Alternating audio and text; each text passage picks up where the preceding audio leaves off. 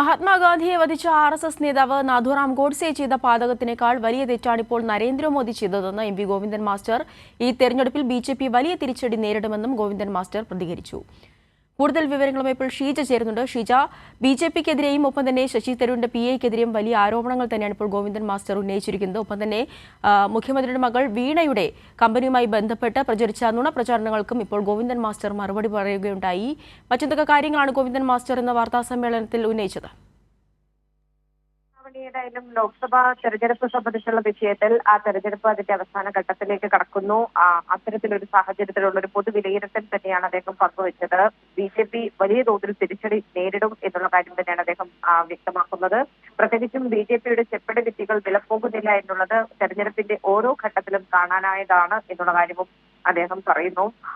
ഭരണഘടനാ സംരക്ഷണം, അതോടൊപ്പം തന്നെ സംവരണം ഉൾപ്പെടെയുള്ള കാര്യങ്ങൾ ജനങ്ങളുടെ ജീവിത പ്രയാസങ്ങൾക്കൊപ്പം ഉയർന്നു എന്നുള്ളതിന്റെ ഒരു നേർക്കാഴ്ച അത് ജനങ്ങൾക്കിടയിൽ തന്നെ ഉണ്ട് എന്നുള്ള കാര്യവും അദ്ദേഹം പറഞ്ഞതിൽ കൂട്ടിച്ചേർക്കുന്നു. അതിനൊപ്പം തന്നെ ജനങ്ങളുടെ പ്രതിഷേധത്തെ തുടർന്ന് സമനില തെറ്റിയ രീതിയിലാണ് നിലവിലിപ്പോൾ പ്രധാനമന്ത്രിയുടെ തുടർന്നുള്ള പ്രചരണങ്ങൾ കാണാൻ സാധിച്ചത്. പച്ചയായ രീതിയിൽ മുസ്ലിം വിരുദ്ധരായാണ് അദ്ദേഹം പ്രകടിപ്പിച്ചത്. പ്രത്യേകിച്ചും കഴിഞ്ഞ 10 വർഷമായി ഒരു വാർത്താ സമ്മേളനം പോലും നടത്താത്ത വ്യക്തിയായിരുന്നു പ്രധാനമന്ത്രി. പക്ഷേ അതിനുശേഷം പിന്നീട് നമ്മൾ കണ്ടത് 70ഓളം പ്രത്യേക അഭിമുഖങ്ങൾ നൽകുന്നതായിരുന്നു. ദൈവത്തിന്റെ നേരവകാശിതാനാണ് എന്നുള്ള പ്രഖ്യാപനം നടത്തുന്നു. ഗാന്ധിജി അറിയപ്പെട്ടത് ഗാന്ധി സിനിമയ്ക്ക് ശേഷമാണ് എന്നുള്ള തരത്തിലടക്കം അദ്ദേഹത്തിന്റെ പ്രതികരണങ്ങൾ വരുന്നു. ഇത് എന്ന് പറയുന്നത്, അതായത് ഈ ഗാന്ധിജിയെ വധിക്കാൻ ഗോഡ്സെ ചെയ്തതിനേക്കാൾ വലുതാണ് ഇപ്പോൾ നരേന്ദ്രമോദി ചെയ്തിരിക്കുന്നത് എന്നാണ് ഗോവിന്ദൻ മാസ്റ്റർ പ്രതികരിച്ചത്. ഒപ്പം തന്നെ ഇപ്പോൾ വിവേകാനന്ദ പാറയിൽ അദ്ദേഹം ധ്യാനമിരിക്കുന്നു. 4-ാം തീയതിക്ക് ശേഷം ഞാനാണ് ദൈവം എന്നുള്ള പ്രഖ്യാപനം വന്നാൽ പോലും സംശയിക്കേണ്ടതില്ല, അതിശയിക്കേണ്ടതില്ല എന്നുള്ളത് തന്നെയാണ് അദ്ദേഹം ഈ വിഷയത്തിൽ വ്യക്തമാക്കിയത്. മറ്റൊന്ന്, ശശി തരൂരിന്റെ PA സ്വർണം കടത്തിയ സംഭവവുമായി ബന്ധപ്പെട്ടാണ്. ഈ ഒരു വാർത്ത സംബന്ധിച്ച് പത്രമാധ്യമങ്ങളിൽ വലുതായി ഒരു വാർത്തയും കണ്ടില്ല എന്നുള്ള കാര്യമാണ് അദ്ദേഹം പറഞ്ഞത്. പ്രത്യേകിച്ചും ശശി തരൂർ MPയുടെ പാസ് ഉപയോഗിച്ചുകൊണ്ടാണ് PA എയർപോർട്ടിലേക്ക് കടന്നത്. പക്ഷേ അത് കേരളത്തിലെ മാധ്യമങ്ങൾക്ക് പ്രധാന വാർത്ത ആയില്ല. എന്നാൽ മുഖ്യമന്ത്രിക്കും മകൾക്കുമെതിരെ നിരന്തരം അപവാദ പ്രചരണമാണ് മാധ്യമങ്ങൾ നടത്തുന്നത് എന്നുള്ള കാര്യവും അദ്ദേഹം കൂട്ടിച്ചേർക്കുകയും ചെയ്തു.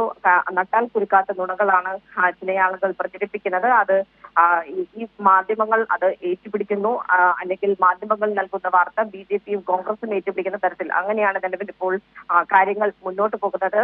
ഈ ഒരു വിഷയത്തിന്റെ പശ്ചാത്തലത്തിലാണ് എക്സാലോജിക്കുമായി ബന്ധപ്പെട്ടുള്ള കാര്യങ്ങളും ഗോവിന്ദൻ മാസ്റ്റർ പറഞ്ഞത്. ഇതിൽ എക്സാലോജിക് കമ്പനിയുമായി ബന്ധപ്പെട്ട് ഒരു പരമ്പര തന്നെയാണ് ഇപ്പോൾ മാധ്യമങ്ങളെ ഏറ്റെടുത്തിരിക്കുന്നത്. അത് കോൺഗ്രസും BJPയും ഒരുപോലെ ഉന്നയിക്കുന്നുണ്ട്. കോടതിയിൽ നിന്നും തിരിച്ചടി കിട്ടിയ മാത്യു കൊളുനാടനാകട്ടെ അദ്ദേഹം ഒരു മൂലയിൽ ഇരിക്കുകയാണ്. പക്ഷേ ഇപ്പോൾ ഉയർന്നു വന്നിട്ടുള്ള ഏറ്റവും ഒടുവിലായി മലയാള മനോരമയിൽ വന്നിട്ടുള്ള വാർത്ത, ഷോൺ ജോർജിന്റെ വാർത്താ സമ്മേളനം എന്നിവ സംബന്ധിച്ച് കൃത്യമായ രീതിയിൽ ദുബായിലെ എക്സാലോജിക് കൺസൾട്ടിംഗ് എന്നുള്ള കമ്പനി ഉടമകൾ തന്നെ കാര്യങ്ങൾ വിശദീകരിച്ചിട്ടുണ്ട്. വീണയ്ക്ക് ആ കമ്പനിയുമായി ബന്ധമില്ല എന്നുള്ളത് അവർ വ്യക്തമാക്കിയിട്ടുണ്ട്.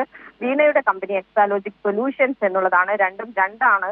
പക്ഷേ എന്തടിസ്ഥാനത്തിലാണ് ഇത് ഒരു കമ്പനിയാണ് എന്ന നിഗമനത്തിലേക്ക് മാധ്യമങ്ങൾ എത്തിയത് എന്നുള്ള കാര്യം കൂടിയാണ് അദ്ദേഹം ചോദിക്കുന്നത്. മാധ്യമങ്ങൾ കള്ളപ്രചാര വേലയാണ് നടത്തിയത്. ഒരേ പേരിൽ എത്ര ആളുകൾ ഉണ്ടാവും, പക്ഷേ ഒറ്റ ദിവസം കൊണ്ട് എന്തൊക്കെയോ കഥ മെനഞ്ഞുണ്ടാക്കുന്നു. പക്ഷേ ജനിക്കുമ്പോൾ തന്നെ അത് ഇല്ലാതായി എന്നുള്ളതാണ് പിന്നീട് കണ്ടത് എന്നുള്ള കാര്യം കൂടിയാണ് അദ്ദേഹം വ്യക്തമാക്കിയത്. ആവണി.